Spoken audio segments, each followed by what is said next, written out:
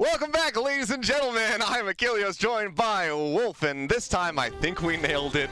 Wolf and I screwing up that first intro that we had attempted, but we are back, and it is, apologies production, completely our fault. But man, it is now sorry about that, final everybody. match of the day. This is going to be the Florida Mayhem going up against the Vancouver Titans.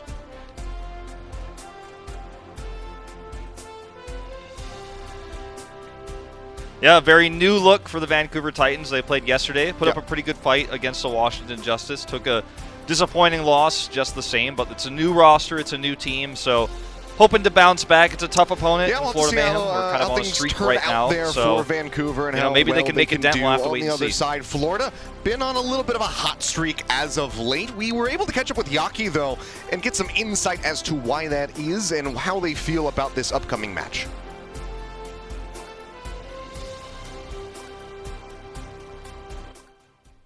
저희가 연승에 대해서는 보호선이 2번이나 들어가 있어서 가능했던 것 같고, 밴쿠버는 이제 최근에 한국인이 다 나가서 쉽게 이길 것 같아요. 메이엠은 앞으로도 더 좋은 모습 보여드리겠습니다. So bold words from Yaki, as we have often come to expect from him. You and I, Wolf, knowing Yaki. Yeah, his penchant for trash talking is always pretty fantastic. So him saying like, he loves to trash talk because it was Boston, but I think we can handle the Titans no problem because they're not Korean. So I love it.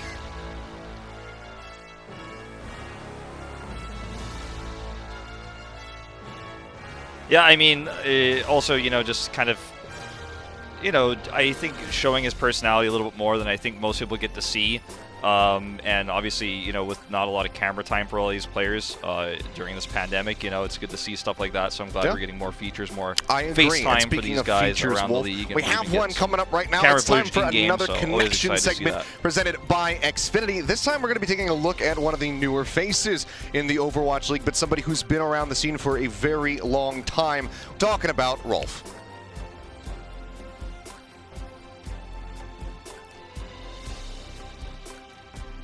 Rolf is one of those players that, you know, I think a lot of people are seeing him for the first time now that he's in the Overwatch League. They're hearing of him, you know, and he's got big shoes to fill coming into the Vancouver Titans, but he's actually a veteran of Overwatch. You know, he's a Canadian player.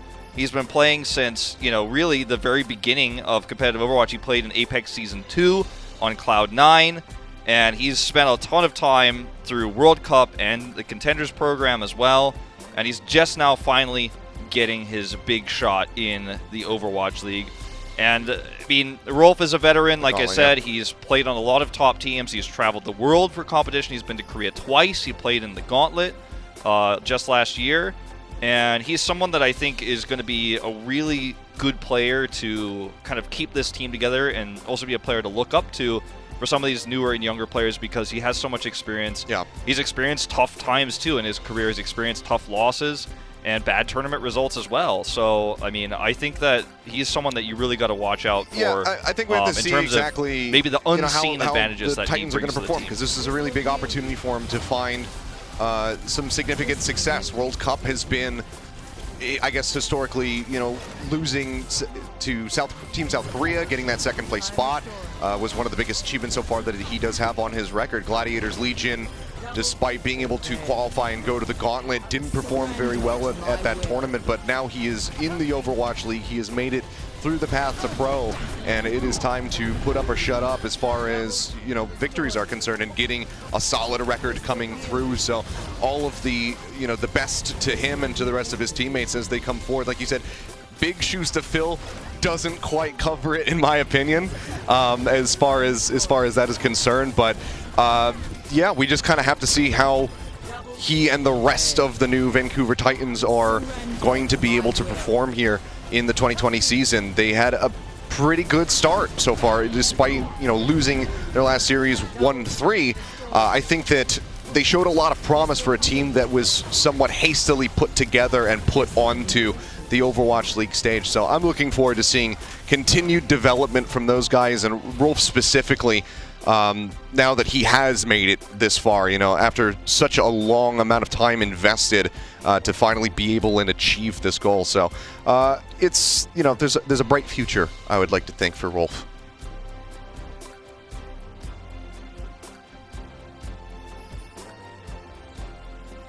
Yeah, I think so too. I mean, I don't know if we got to show those up on screen, but he's got a ton of achievements as well.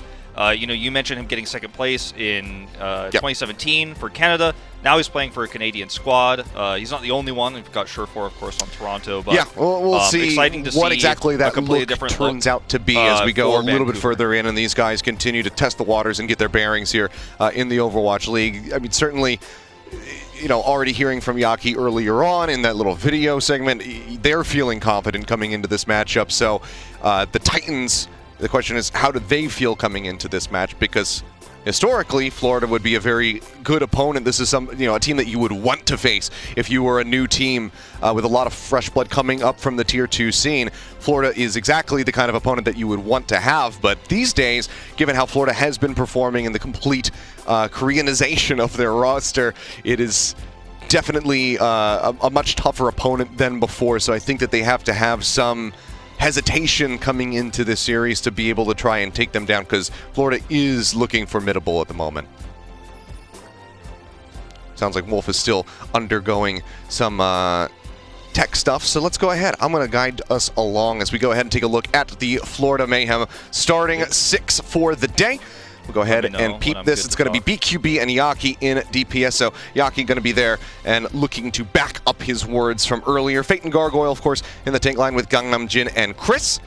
And we'll see how they are going to be faring, because, I mean, they seem to be having a pretty solid groove. I do agree with Yaki that the last two victories that they were able to obtain were versus Boston. That is probably the easiest opponent that you could possibly have right now in the Overwatch League, but they're still looking well gelled, and the most important thing that transcends opponents is cohesion. We can see the cohesion is there for the Florida Mayhem. On the other side of the coin, though, it is the Vancouver Titans, and taking a look at their starters for the DPS lineup, it will be Dalton and Suna, then Shredlock and KSA in the tank lines, with Rolf and Karkar on support. So we'll see just how well these guys can do and what kind of numbers they can put up, if not get that match victory. Because, again, here in the May tournament, as many wins as you can possibly get, it's going to be very important for you to try and take home some of that cash money. So we'll see just what these guys can get done here on the day. Taking a look at our map set, however, it's going to be... Okay, I can hear you. I think I'm back. I restarted everything. Not entirely sure what my issue was, but I apologize to the fans for that. I can think of a few issues that you have, but it might not be relevant. Might not be related to this one, though. Yeah. Well, I was just talking people through the starting lineups and then the map set. We are on Ilios, and then Junkertown will follow shortly after that. But taking a look, I can see now that we are in fact in game, and it's 7% on the board right now. That's what happens when I don't have the game audio on. Vancouver is in this. They have the lead right now, but there is an EMP ready for BQB. Set up Karkar 20% away from a sound barrier, so that's going to be their engagement tool, as long as he can stay hidden. Yeah, well, Yaki with a double kill off the pulse bomb finds both supports. Rolf and Karkar both taken down by that one. Gangnam Jin getting in on the action will manage to finish off Shredlock, so Mayhem looking for a fairly fast flip into their favor. 34% on the board, flip starting to come through. Some minor contention there on the back end for the Vancouver Titans, but they will have to surrender it at 38%. Yeah, I mean, BQB gets to keep the EMP. Yaki's pulse bomb was what really opened that one up, and that's a pretty rare sort of engagement tool. It's one of the most efficient ones you can ever have because it builds so quickly. He's already more than halfway to another pulse bomb. Karkar will have the sound barrier, though, for the follow-up EMP when they do try to retake this point, so they should play around that. Try to bait out BQB's EMP early, and then try to counter-engage after that. Chris will then, of course, use his sound barrier. Not if he's hacked. BQB looks for the hack there onto Karkar's to try to avoid that sound barrier, but Karkar does escape. It does get away, just going straight up into the face of the enemies, with BQB constantly having to basically backpedal with that translocator because he keeps getting himself into some questionable situations. Lead getting ready to now come through for the Florida Mayhem. So they do start inching their way out in front of the Vancouver Titans, who are desperately trying to claw at this point and get it back into their control.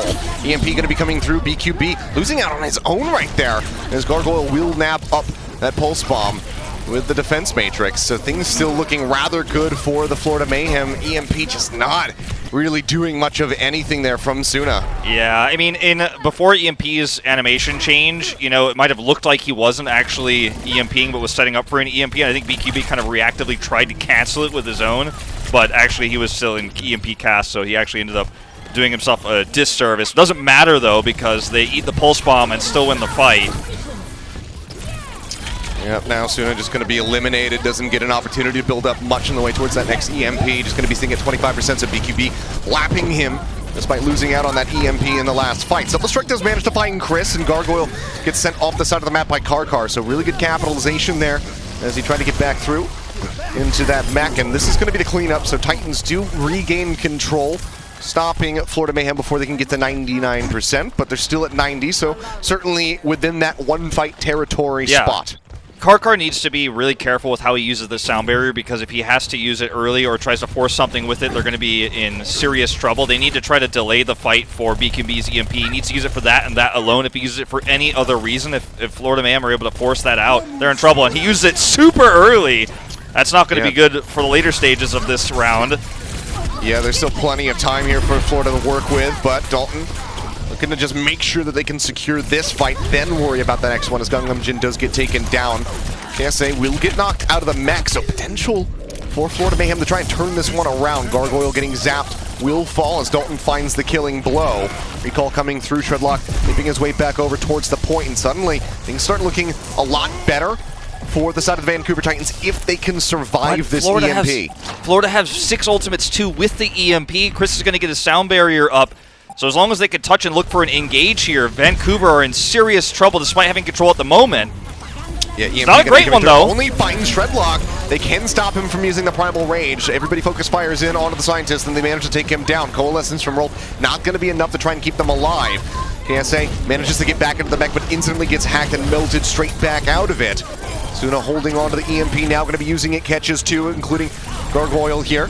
So does not have the ability to use that self-destruct, but EMP is just going to expire. Now the sound barrier comes through from Chris, and Karkar gets sent off the side of the map, it would seem. BQB killing him as he was going down. Now 99 to 99 as the flip is back into the favor of the Florida Mayhem. The kills continue to come through for the side of Florida. Suna now, Shredlock, both going to be gone. Dalton uses the recall to try and stay alive in the fight. Lead back over, EMP coming through, catches both of the supports, and Karkar is instantly taken down. Rolf, the only one left, shortly thereafter joins the rest of his team in the grave, and that will be the first round secured for Florida. They get well, but a very closely fought round. Very close. I think had Karkar been a little bit more passive with his sound barrier, they could have had a better chance of taking that one away from the Mayhem. I mean, EMP is one of the most oppressive, if not, I mean, let's just be honest, it's probably the most oppressive ultimate that Overwatch has ever seen across multiple metas. It's one of the only ultimates you see across every different type of meta, from dive to sniper, etc. And I'm going to take a look at Yaki's pulse bomb here in the replay. That double, I think, is the one we're looking at. But, yeah, that's the one that actually opens them back up. But I want to say that, you know, you've got to hold that because sound barrier is so useful. It's the last case scenario, or worst case scenario ultimate. You have to sound barrier in the emergent situation, in the delay situation, and when EMP hits, you have to have it ready. He just used it to engage there when they had full control over the point, and that's unfortunately, I think, a big reason why Florida were able to just plow through there and take it back. Well, now neutral fight coming through as the point gets ready to unlock in 8 seconds. Shredlock taking quite a bit of damage. Does get top back up, and this is giving a slight lead over to Rolf towards that Coalescence. Karkar going to be hacked, and Suna taken out of the fight, so BQB has a big opportunity to surge forward towards that first EMP of the round. Coalescence is rolling from both of our Moiras. Shredlock going lower and lower. Will be able to get the Primal Rage online, pops that one instantly. Fate going to be matching as he gets his own. Winston's going wild, smacking around. So far, no one really fighting over towards the point. The cap not coming through. Still taking the neutral fight out here in the open, looking for some picks, and they finally will find them. Sound barrier from Karkar a little bit too late as both of the tanks for the Vancouver Titans will fall. Dalton may be able to drag things back into their favor a little bit with this pulse bomb if he can find a prime target, but with Rolf going down, looks like he will just hold on to that ult and they will finally lock down the point.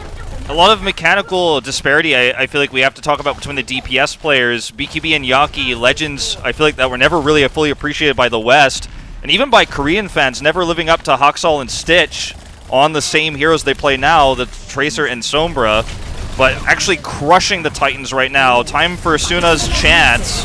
Here, Chris hits the barrier. Yeah, EMP is out. Only managed to catch Fate with that one, and the sound barrier from Chris keeps him alive. Chris jumping backward, evades the pulse bomb from Dalton, so does not get caught up by that. And that's, and it's just a cleanup on the front line yet again. It's just an easy sound barrier counter, unfortunately. I mean, it's a decent EMP, but there was no threat for Chris. You know, Chris was able to simply stand back and then press Q because there was no backline threat. Unfortunately, Dalton wasn't harassing him. You know, there wasn't an attempted right-click hack or anything like that. So, I mean, it's a straight-up standard EMP engage. Nothing wrong with that. But if you're not looking for anything more complex, a sound barrier will just stop you in your tracks. And Florida Mayhem are now going to have their own EMP. Another one here for BQB. Small things. You've got to make the small finesse plays when you're behind like this if you're the Titans. We're trying for it here as best as possible. EMP out from BQB, manages to catch for the pulse bomb. Yet again onto Rolf. Seemingly a magnet for these. Yaki just continuing to have his number with these Tracer ultimates. Dalton's just going to be squashed into the wall. And this is looking a lot cleaner for Florida so far. 76% already on the board.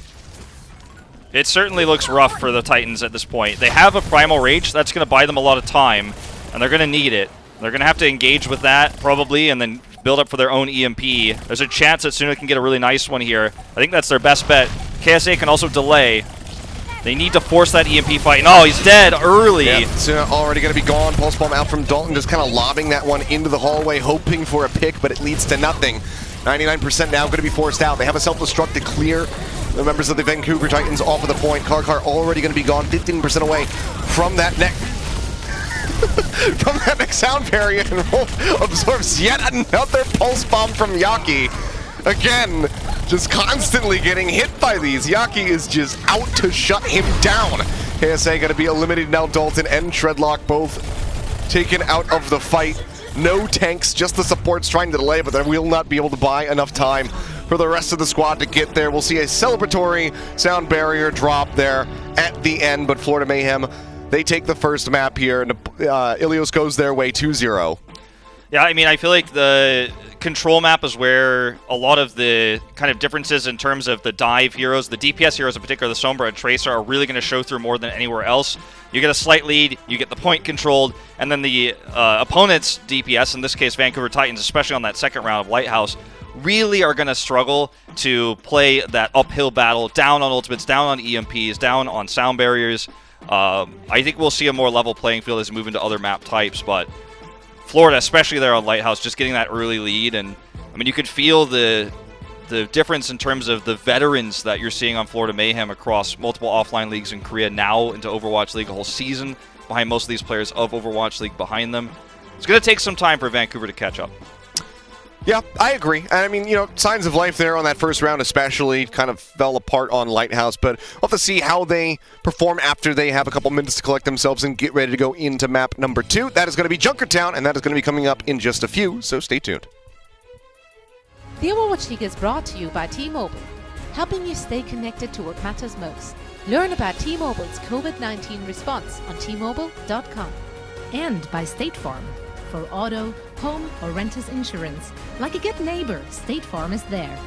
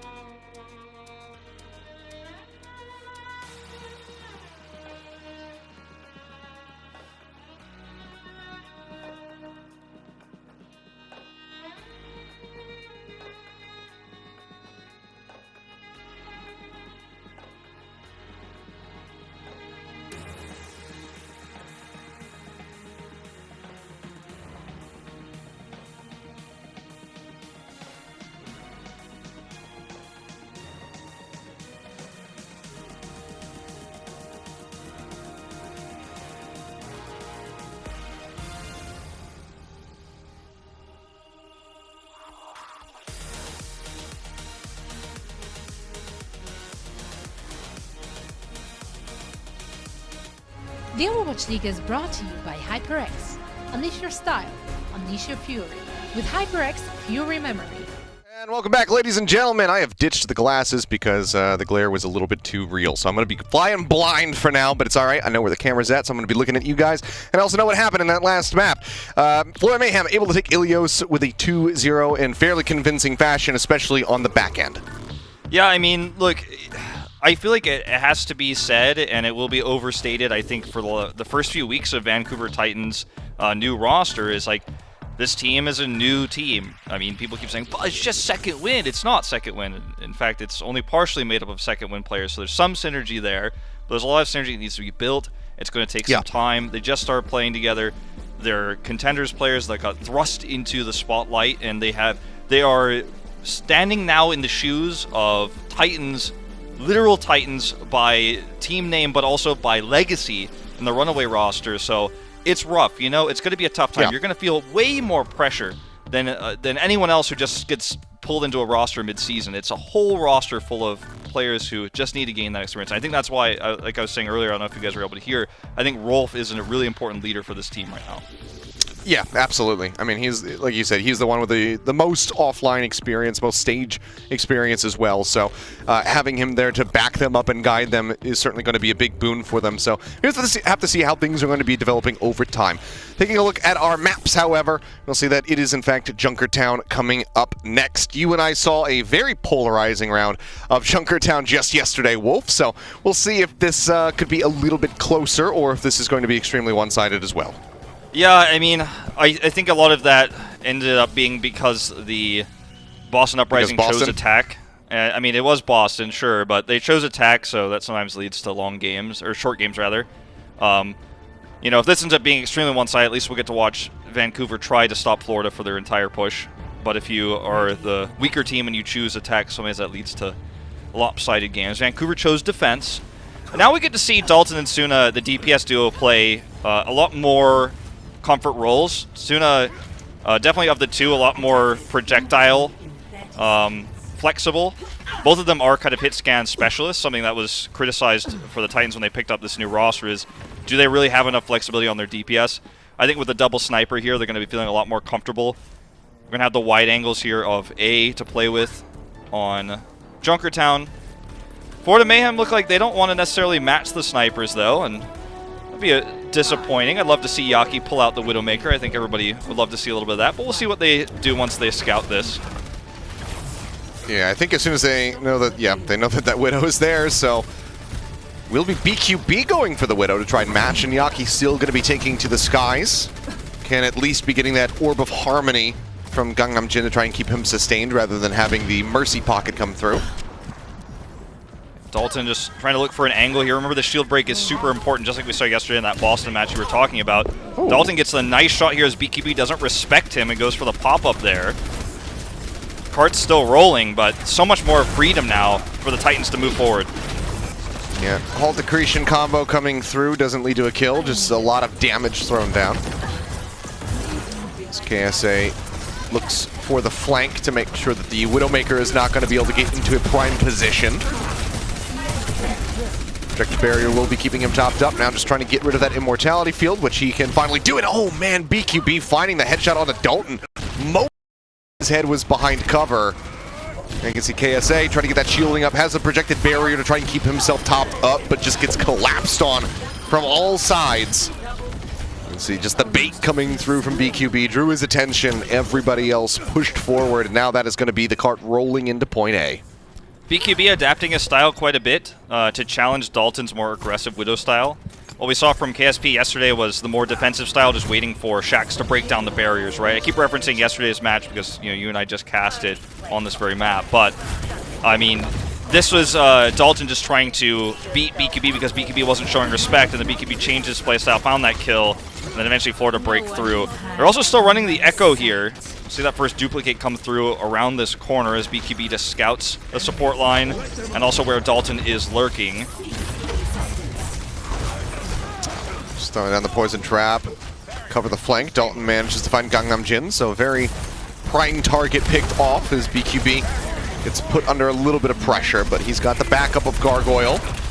Just gets stunned out of that kinetic grasp, however, but BQB grappling forward to get the melee kill on KSA. Fantastic. You love to see it. He will get cut down by Rolf. He's now looking for a little bit more blood. He'll get pushed up into the air, slam back down. Lands on the ledge there. Actually, I didn't even know that he could land on that. Drops down, has a nice angle, gets a couple of headshots in, but now that he's in so deep, has to use the Transcendence. Does manage to pull back out and help keep the rest of his team alive for the moment, but they're desperately trying to run away, but he's not able to do so. I gotta be honest with you guys, that was a pretty wonky 30 seconds of Overwatch League gameplay we just watched, but I mean, I will say that I think the Florida Mayhem were not respecting the Titans there and almost got punished for it, but in that crazy situation, the Titans kind of came down to their level and ended up getting defeated. BQB is playing a pretty crazy Widowmaker style, being aggressive even with his, you know, SMG, whatever you want to call it, the machine gun mode rather than the sniper. It's always fun to watch. It's fun to see BQB in this position because it's usually Saya player who ends up being on Widow. It's Yaki who's the projectile on now the Echo role, so BQB gets to play Widow. It's pretty rare, but he's doing a great job. Yeah, so far so good. Kind of been flying it a little bit under the radar as far as the Echo is concerned. BQB gets the shot onto Dalton through the Dragon. Very nice. Follows up for a body shot. Another headshot onto Suna. Now he's pushing up for the high ground. In the meantime, KSA does manage to find two. Breaks down the front line. He'll get a third as Yaki gets eliminated. BQB continues to hunt, but will have to peel back. Was discorded. Projected barrier. I don't think he's going to be able to kill KSA this time around. Gets the Orb of Harmony. Appreciate in, and there you go. We'll finally get killed. Widow style is not good for this meta. He's playing as if we're playing double sniper without double shield. And looking for backline kills can be amazing, but if your front line is losing the fight because you're actually not helping barrier break and you're not threatening the tanks, then your front line is going to suffer even if you do get a backline pick. And in this case too. So he's got to be careful about trying to play the showman. And that halt together leads to a couple people getting picked up by that Flux, but Immortality Field just going to be used as Dalton sits in the back lines, keeping himself safe and out of sight from BQB. And this has been a good defensive setup so far. It's a really nice placement on the bongo. Yeah, making sure that that one's protected. Barrier's getting broken down. Will just be the peel back from Shredlock to make sure that he is nice and safe. See Flux coming out, but KSA not going to be able to find too much of anything. Projected barrier from Gargoyle blocks out the accretion. Cart finally having a little bit of space to start inching forward, but here comes Shredlock yet again. And now the Dragon going to be rolling through as well. Really nice fight here for the Vancouver Titans. They played really passively. They let the Florida Mayhem overextend. And Florida, you know, thought they had that fight won, I think. And it just simply was not the case. They're going to actually try to re-aggress in to sightlines. This is a rough push for Florida. It really is. And it's just been a really strong defensive setup here. Really utilizing the bunker that Shredlock can set up with that barrier, and then having a nice split off on the side from KSA, who's able to break away from the rest of the squad and keep himself safe. In the meantime, Dalton's just been pretty free with the sightlines, getting these picks, but Yaki now starting to pop, manages to find two. Gets rid of now a third, as Karkar will fall, and Gangnam Jin helps clean up the rest of them. It's like water over a dam. Eventually, when you break through just past B, you get inside that point, and then you can wrap around. And the Vancouver Titans kind of got flanked there by the high mobility that Echo provides. Yaki goes around the backside after they're kind of starting to fall apart.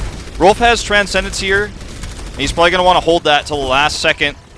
They could definitely get a Supercharger fight out of this if they play passively. If KSA goes down, though, that's going to be a rough start. Yeah, one fewer barriers now gone. Yaki continuing to just spam away, throwing out those sticky bombs, looking for another pick, but it's going to be BQB who finds the next one as soon. He'll get his head taken off. Dalton still operating with the Widowmaker, but needs to find some picks and needs to find them right now. Instead, it's looking like this is just going to be a clear out on the cart to get that final push through. 2.25 meters is all that they need. They get rid of KSA, and that will be it. But down to 1 minute and 11 seconds. Make a wish if you're a Florida fan, because that time bank could have been a lot larger.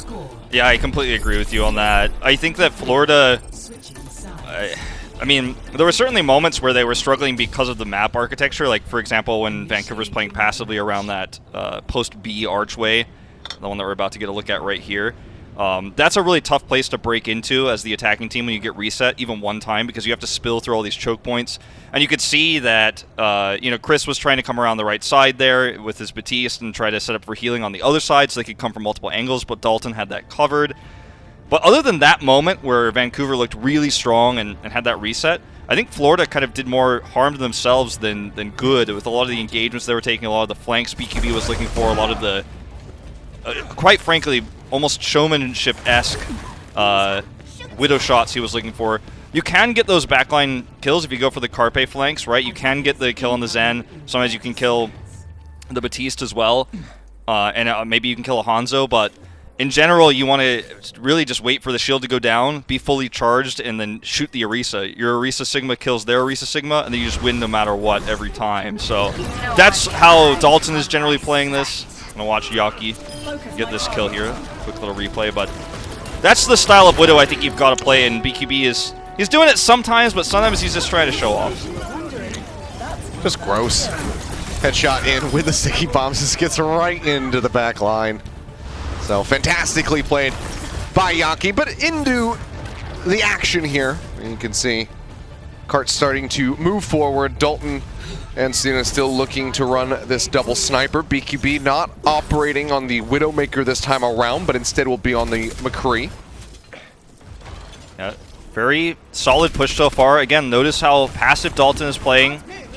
Not trying to do anything crazy here. But this is when they want to start getting aggressive on the side of the Florida Mayhem. They get the cart through this choke right in between the two buildings, and that's when the May can really excel in cutting people off with the walls. So still working their way forward, trying to collapse on top of the members of the Vancouver Titans, as we'll see one sent over the side of the map.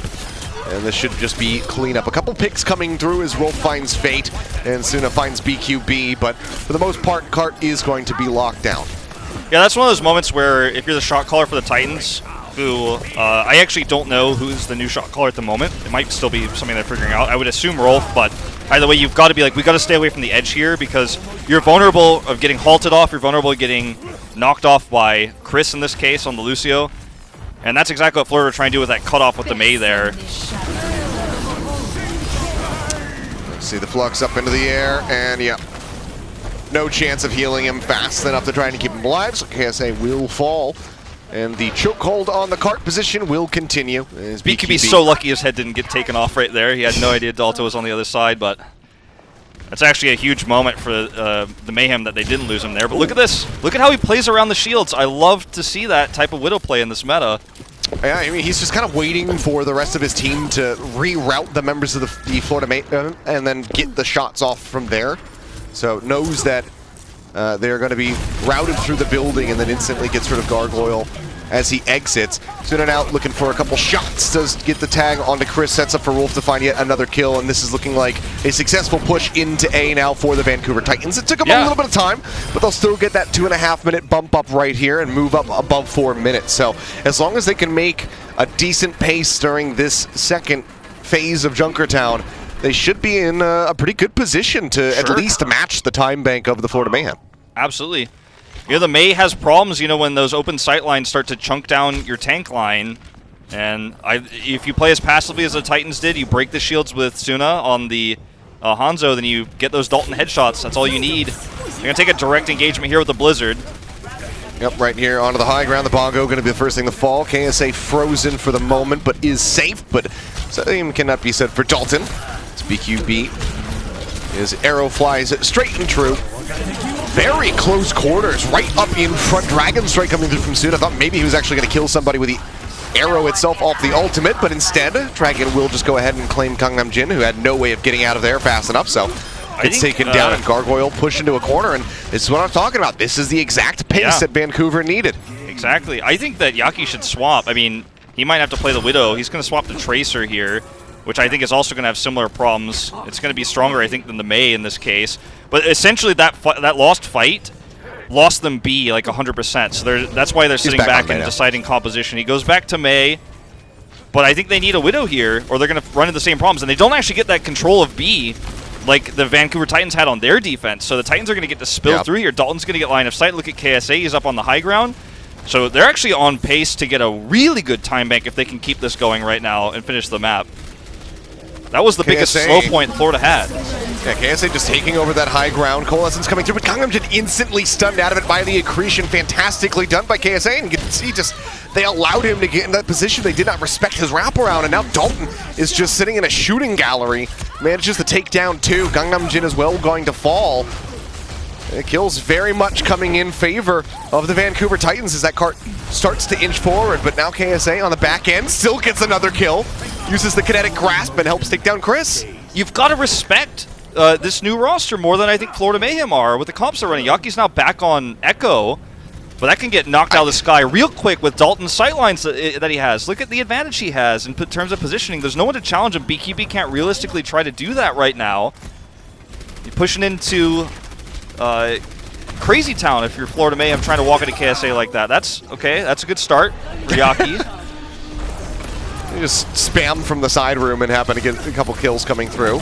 So finally, yeah, a lot of pressure alleviated here for Florida Mayhem, but there's still 3 minutes that they need to hold off against the Vancouver Titans if they want to just go ahead and wholesale close out Junkertown without having to go to extra innings. Sure, and now they have this B point control that they were missing previously, right? And they can actually get that same sort of advantage. So this is when the pendulum really swings back into Florida Mayhem's favor here. As you can see, Rolf can't even stick his head out without it getting taken off, and Shredlock and KSA can't go around the other side easily. I mean, they can put barriers up, but they can't protect the other side, so it's tough to get through here, especially against Echo right now, and all the Hangzhou spam.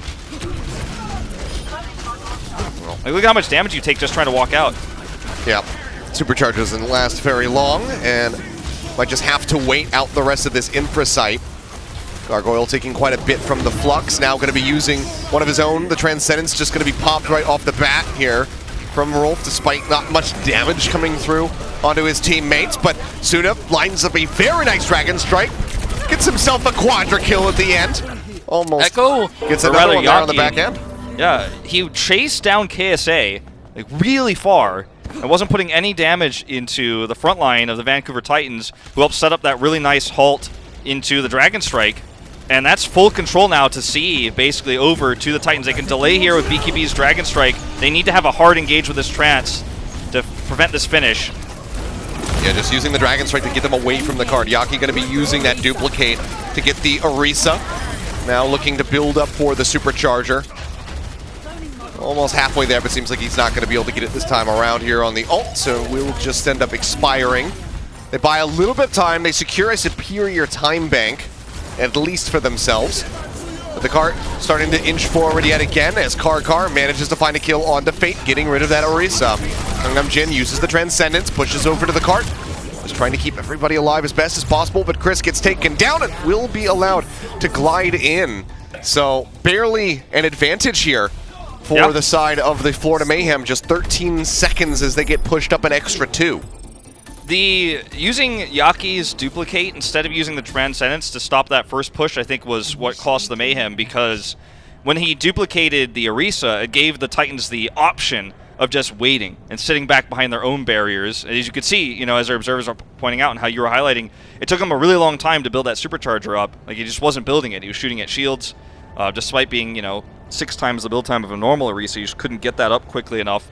And the Titans just took full positional advantage after that when he went back to Echo form, and then the Trance was just too late. Like, that was one of those moments where I think chat's probably spamming C9, like, how are they not on the point? Everybody's alive, but they just couldn't even walk out. They didn't have any positional advantages.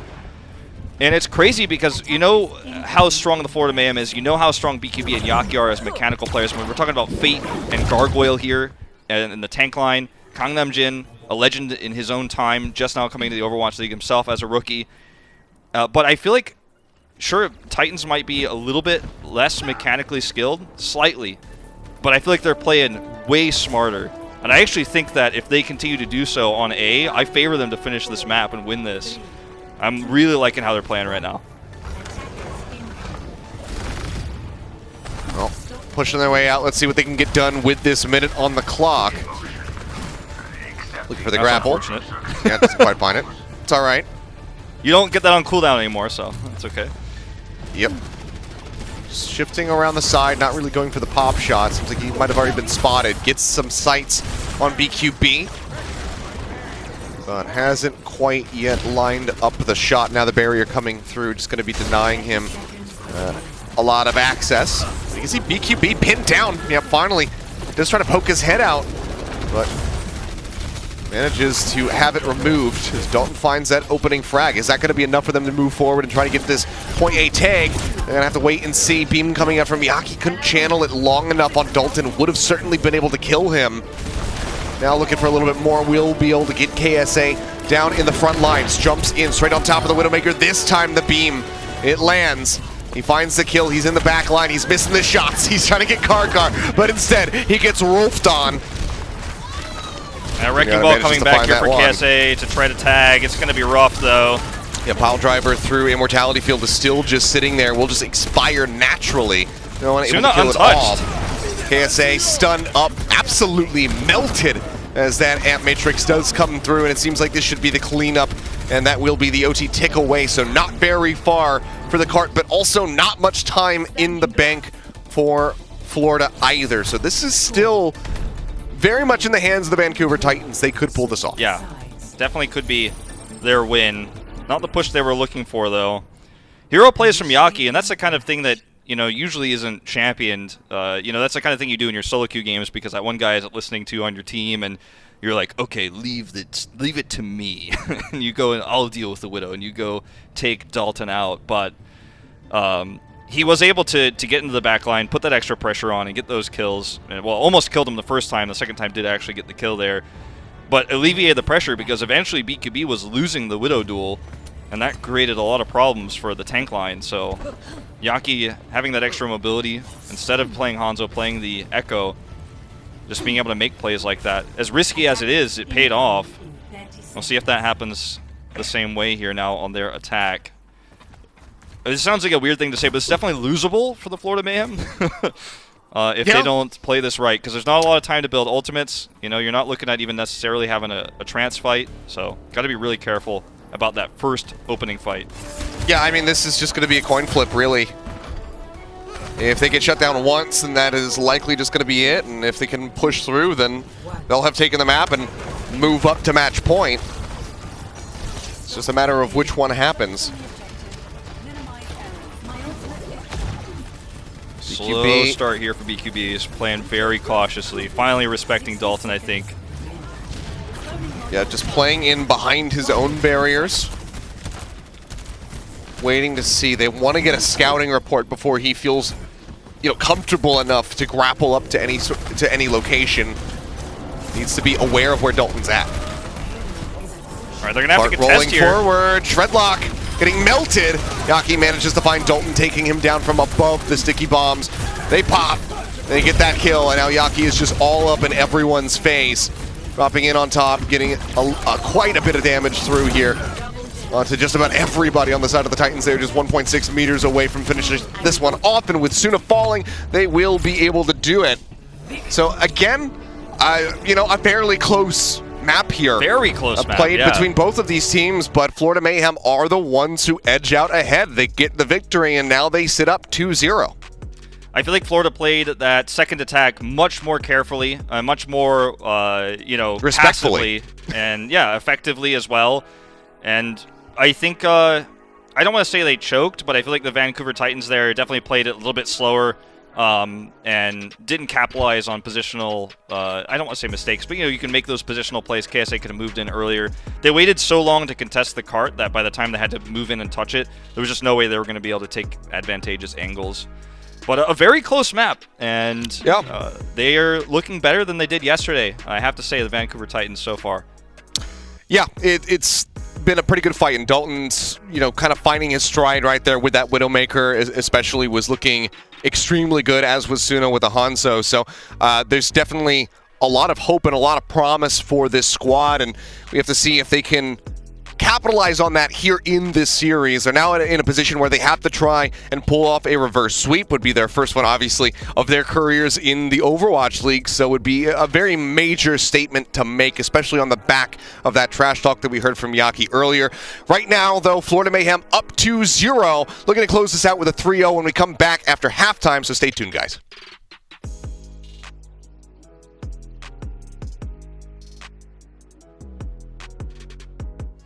The Overwatch League is brought to you by Zipchair GAMING, the official chair supplier of the Overwatch League.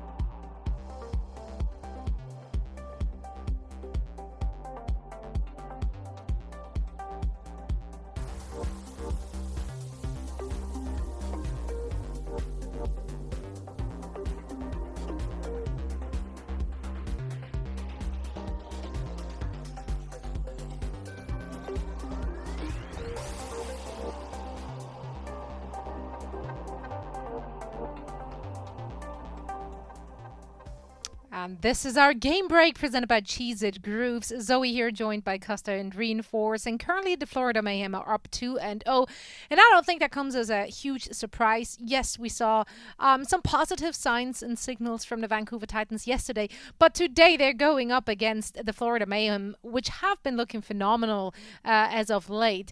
Costa, let's start with you. I think if we're looking at that first map and the second map also, they just got outplayed. Like, across the board. Yeah, I think this is all Vancouver Titans coming up against, a really top-quality Overwatch League team. Especially in the first map, I think it's really highlighted. We're playing Dive v Dive, which I would say is probably the most mechanically intensive matchup that you can play. And I think Yaki and BQB just went to town. They played phenomenally.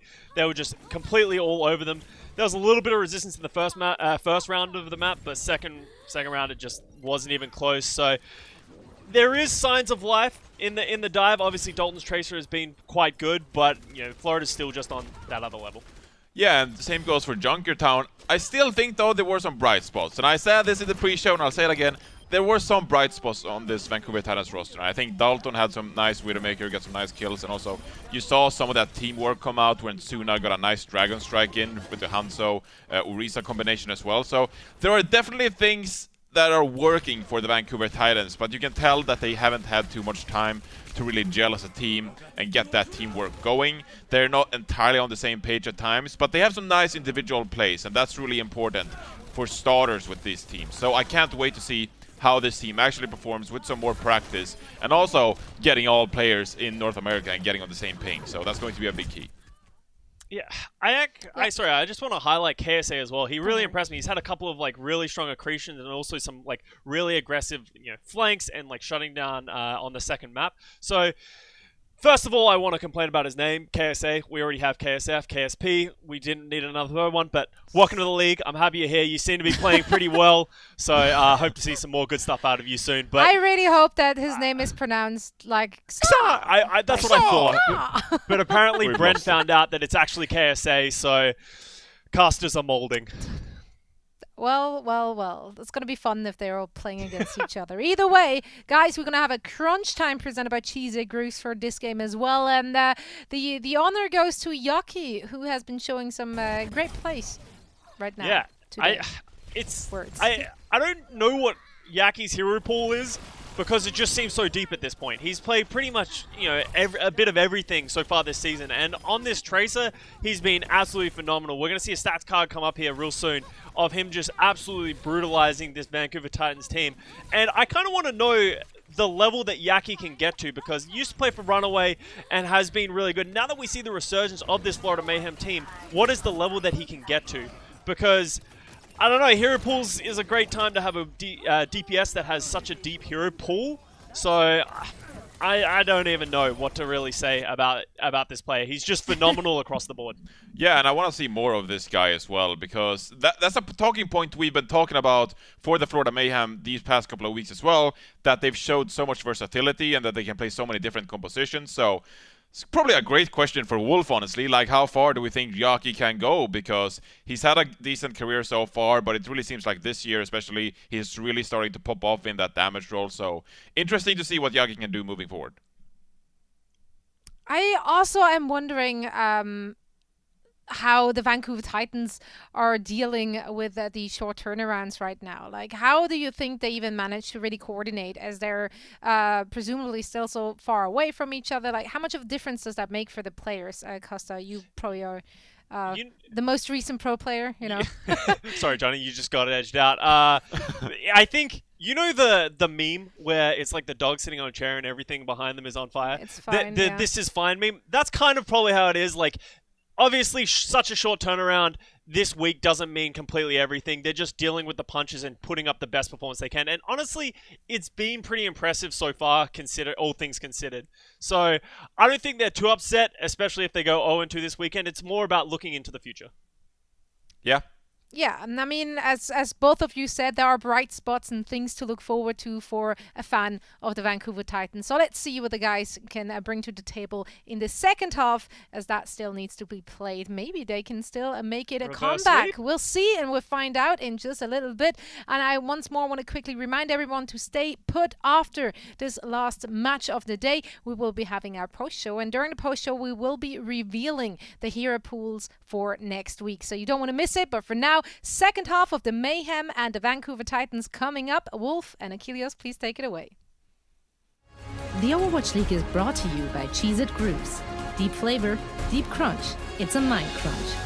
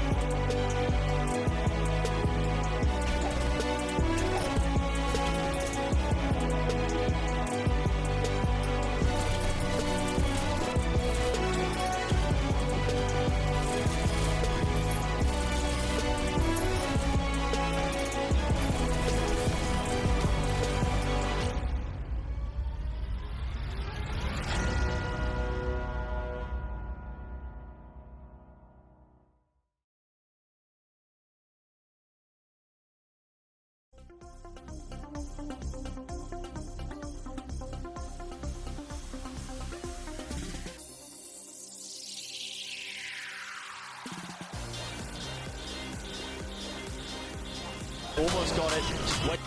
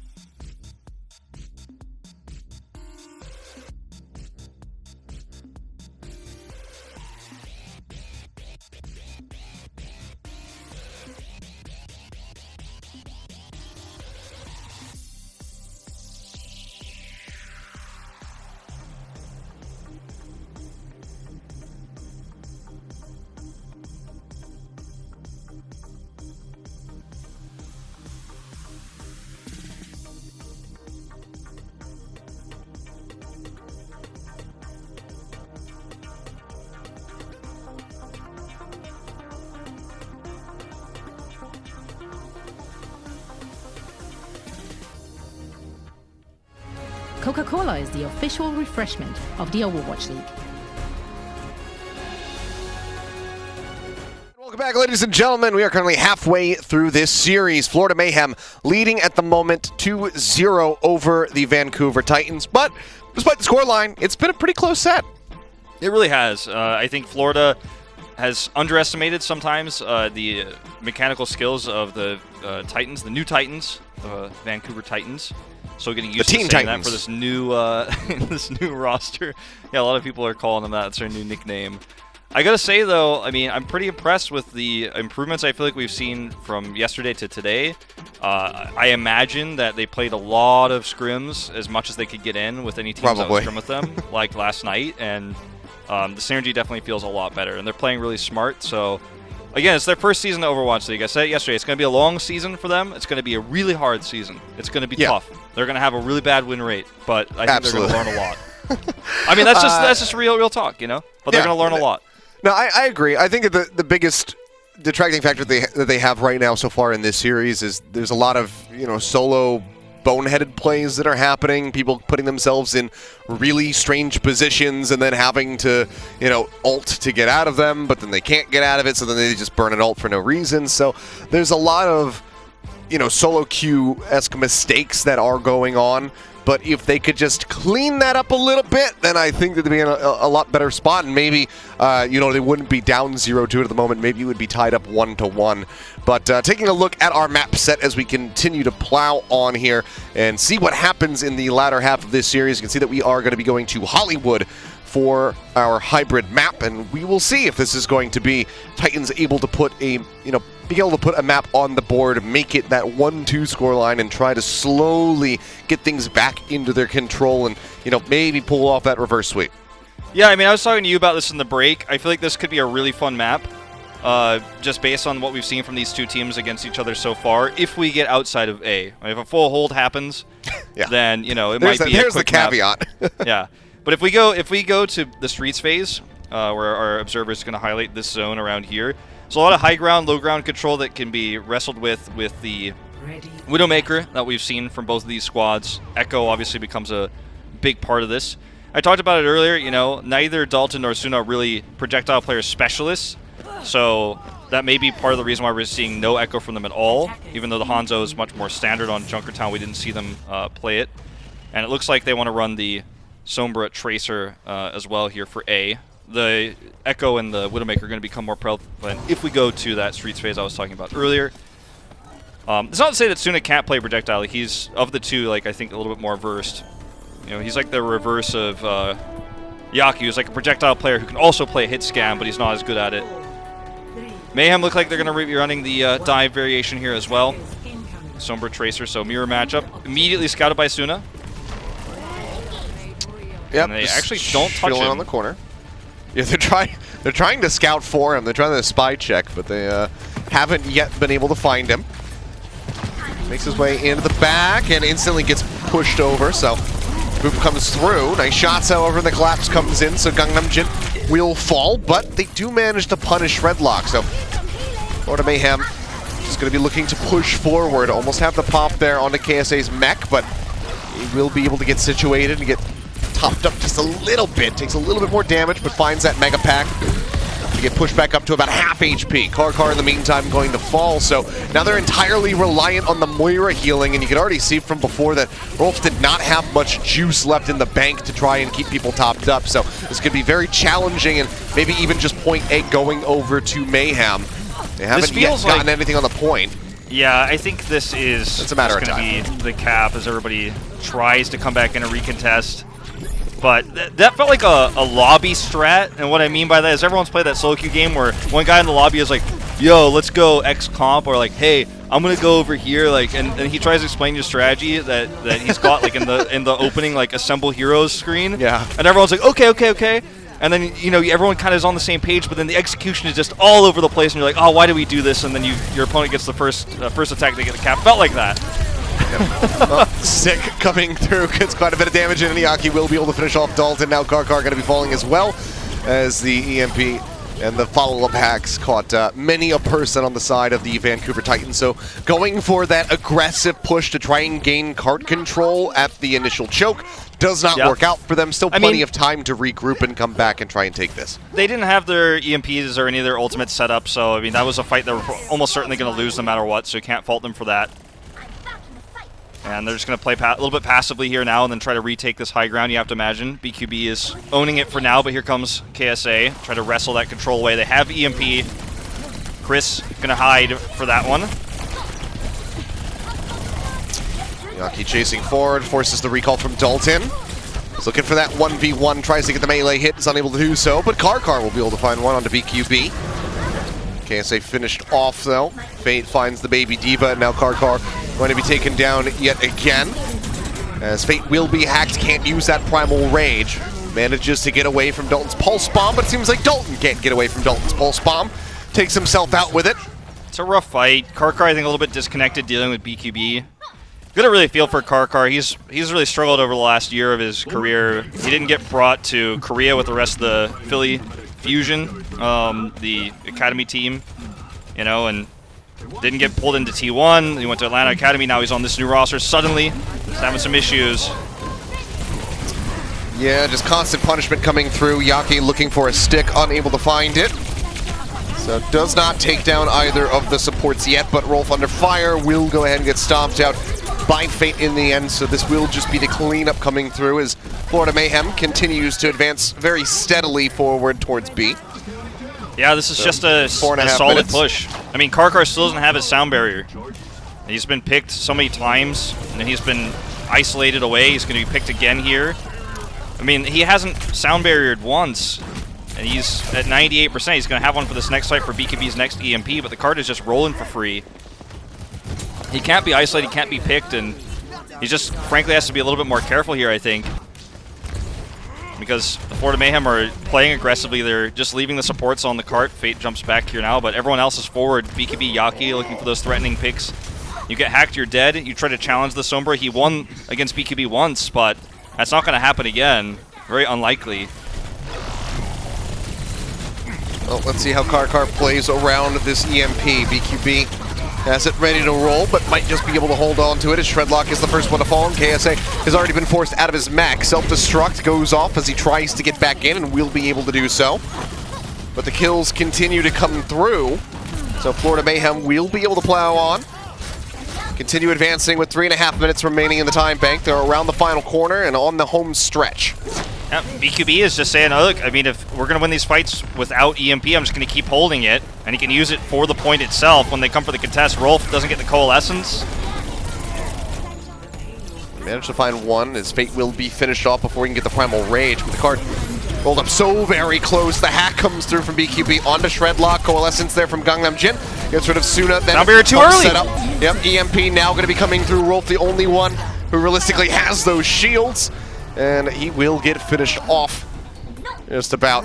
It won't be able to do anything, rather. You got to feel for Karkar there, too, because if he doesn't sound barrier there, then, you know, you're probably going to end up losing the fight because your whole team is at half health because you're already losing the battle. You've got to contest the point, but you know that BQB is going to EMP you and delete all the shields, so I have a catch-22 problem there for the support player. And I mean, Karkar has been someone I've followed for a while in North American contenders. He's got a shot at Overwatch League, I think, as kind of an unlikely candidate. I don't think a lot of people expected him to ever make it here, at least not in 2020. And Florida Mayhem making his life tough in this series for sure. Yeah. I mean, it's a tough situation all around. I mean, I think it can't be overstated. You know, we said it a lot before as a roster that's just kind of recently built. You know, KSA, for example, I believe is playing from Saudi Arabia. It has a massive amount of ping.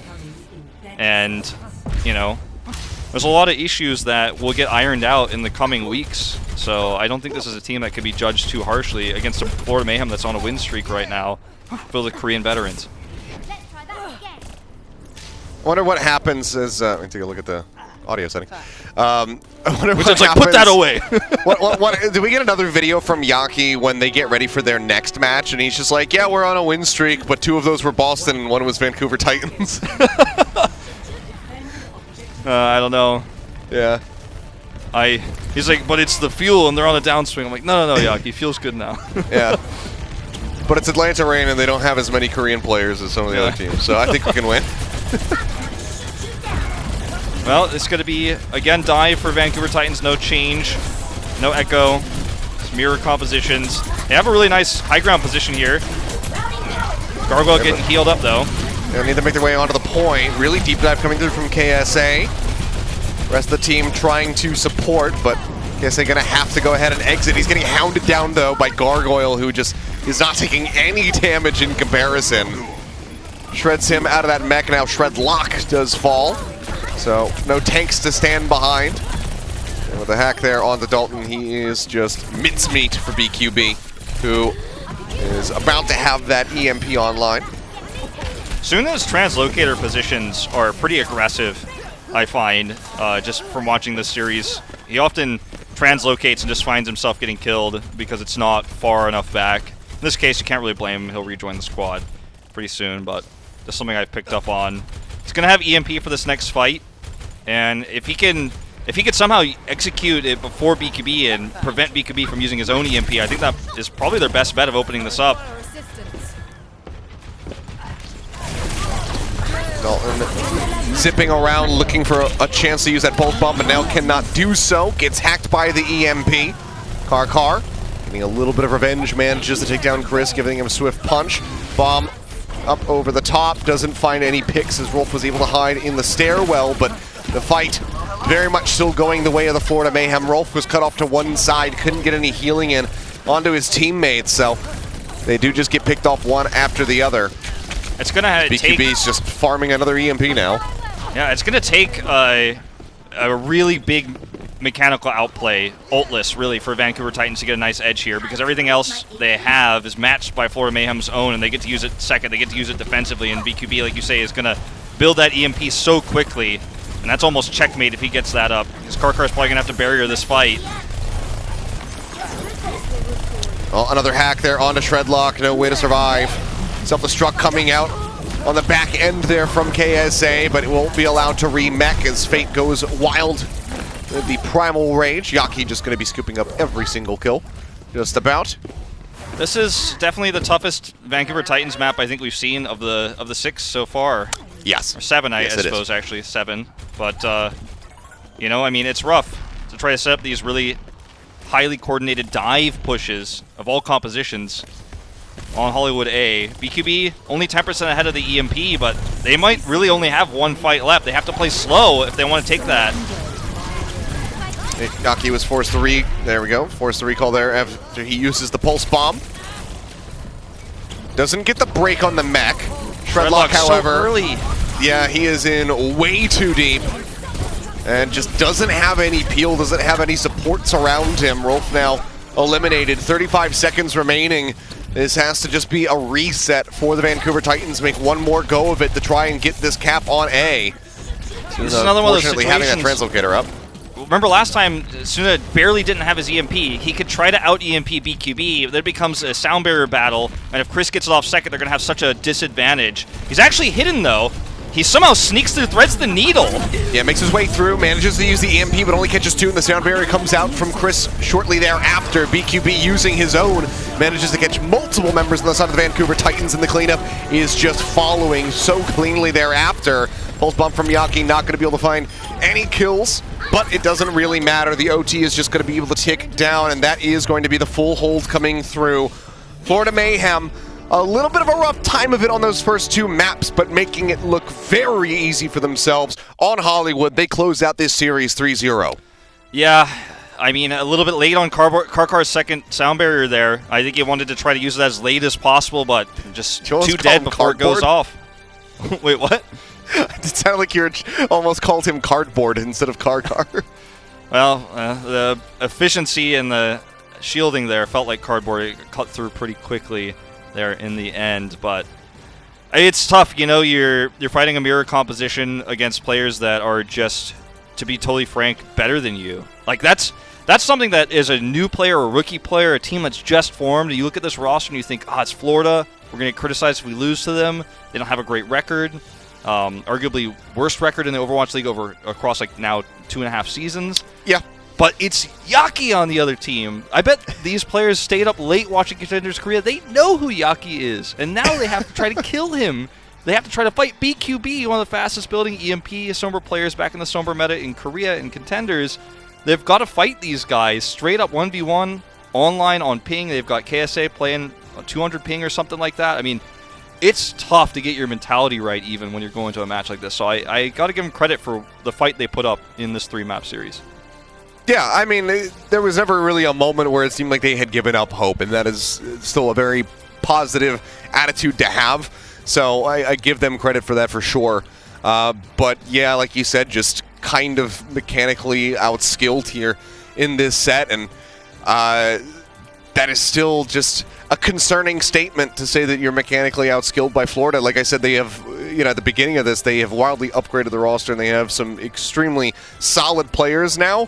But historically, that's just such a dangerous sentence and a very terrifying one to have said about your team. But there's still a wild amount of room for improvement here for the Vancouver Titans, and we just have to see if they can achieve that, get that improvement coming through, and then start putting some wins on the board. But taking a look at our player of the match, we'll go ahead and see who it is on the side of the Florida Mayhem.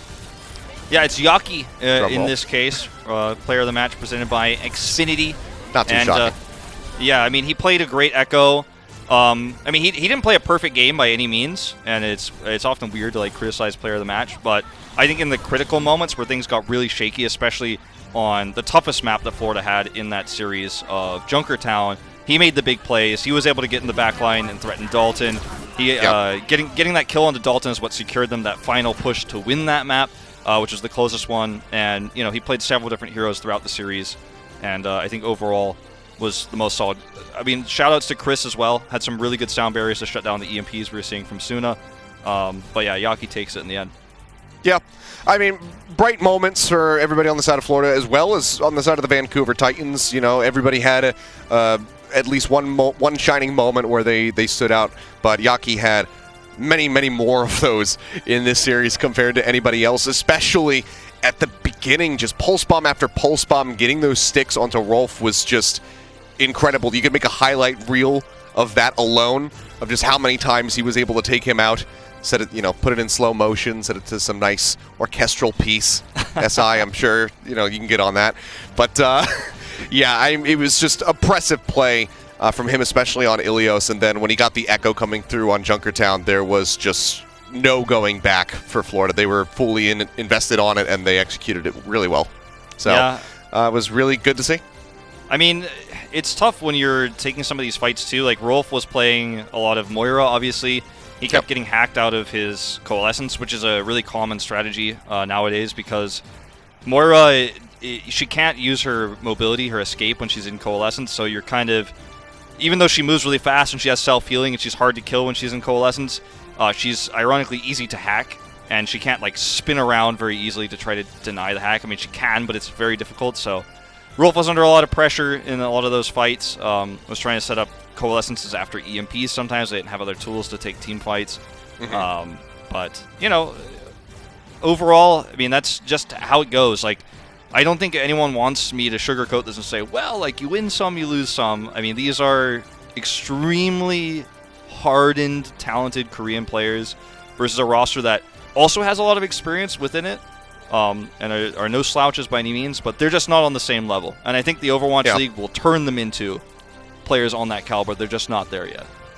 Yeah, it's just, you know, the pieces are there. It's just hasn't been properly built yet, you know. Just have to give it a little bit of time, sit down with the instructions, and figure out, you know, how the hell you put this thing together is basically what the Titans have to do. Right now, it's just kind of wrapped together with duct tape, so you got to peel that back and then start putting things in the right slot. You know, sometimes when you play like an RPG, you fight the final boss in the very beginning of the game, and he destroys you, but you don't really die. But then, like, you fight the same boss at the end after you've leveled up and done everything that the game has to offer. Then you can fight the boss. You've learned so much, you've experienced so much.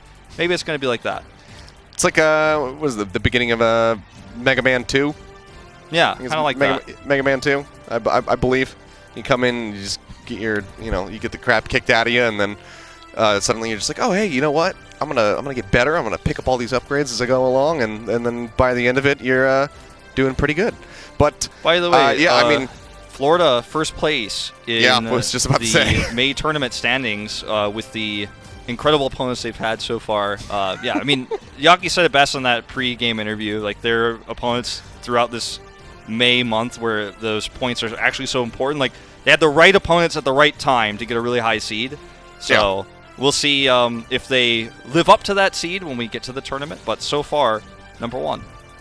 Yeah, I mean, it's them starting on the right foot for sure. I mean, it would be there's still a lot of questions around Florida Mayhem, and it's really good for them to be in that first place spot, but we have to see how they perform. You know, I have questions about how they're going to play when they play against a team like Atlanta or the Fusion, you know, teams of that caliber. The Shock, for instance, you know, will that be a competitive series for them? But it's better to ask those questions than to ask what went wrong and how did you lose to, you know, Boston or Titans when they're a roster that just got put together. So they're definitely on the right track right now. Yeah, can't blame them. You can't blame them for their opponents. I mean... Yeah. If someone's like, well, Florida's not that good, like, they only beat these guys, like, well, I mean, they don't choose their opponents for the month. That's kind of already predetermined, so yeah, no one needs to be throwing shade at Florida. They're doing their jobs. 6-4 overall now, so starting to bring their record up as well for the regular season. I mean, it's a really, you know, this is a really strong roster, and we knew coming into this season that there was going to be a lot of potential for the Florida Mayhem. And I think that there was a lot of fans that rallied around them, seeing, you know, what had been put together for this season. Unfortunate, obviously, that the homestands weren't able to happen. They had one right on the horizon as well that you know, was supposed to come up right when this whole COVID situation really spiked, and we had to, you know, for the betterment and the health of everybody, cancel the homestand model and whatnot. So it's a shame that they haven't been able to see them and, you know, and have the team perform in front of a crowd. But I think that for the Florida fans who are still sticking by these guys, there's a lot to be proud of and a lot more to look forward to, because I can comfortably say I think these guys can compete with some of the top teams. Can they beat the Shock? I don't know, but I think they can make a very competitive series out of it. But I believe our interview is ready, though, Achilles. It is. Enough conjecture about the future of the Florida Mayhem. We'll just have to wait and see how that goes. But for the meantime, we've got Custa standing by with an interview with Yaki. I do believe so. Go ahead and take it away, Custa. Thank you very much, Achilles. Yes, I'm here with Yaki, and Jade is here to translate for us. So congratulations on another win. As a rookie this season, Yaki, you've been absolutely incredible. How has the transition been from Korean contenders to the Overwatch League?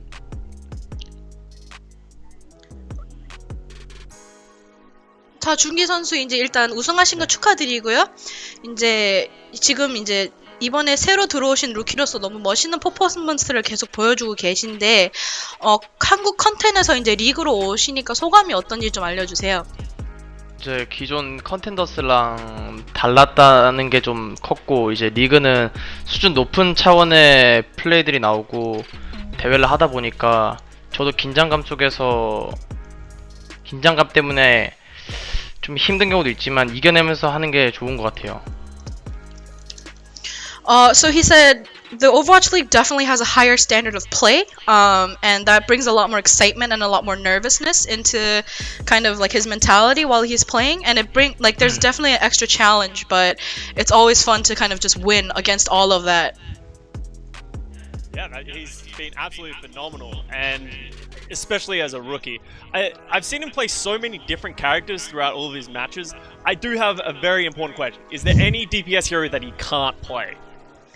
자, 이제 준기 선수가 요즘에 이제 경기를 뛰시면서 너무나 이제 다양한 영웅폭을 보여주고 계시잖아요. 그래서 네. 이제 커스터님이 물어보시는 게 혹시 못하는 딜러가 혹시 있으신지 궁금해하십니다. 그거는 저도 좀 못해봐야 알 수 있긴 한데 일단 잘 모르겠어요. He said, so about that question, I'll have to be bad at a hero before I know I'm bad, but so far I don't think I have one. I absolutely love the confidence. That's what you love here. So talking about heroes, we had Echo come in recently and he's been playing it. What are his initial thoughts? Does he like the hero? Does he love the hero? What is he thinking? 자, 이제 준기 선수 이제 에코를 이제 좀 많이 플레이하시는 모습을 보여주고 계신데 에코의 첫 소감이 어떤지 뭐 좋아한다, 매우 좋아한다, 뭐 너무 강한 것 같다, 뭐 이런 것 좀 알려주세요.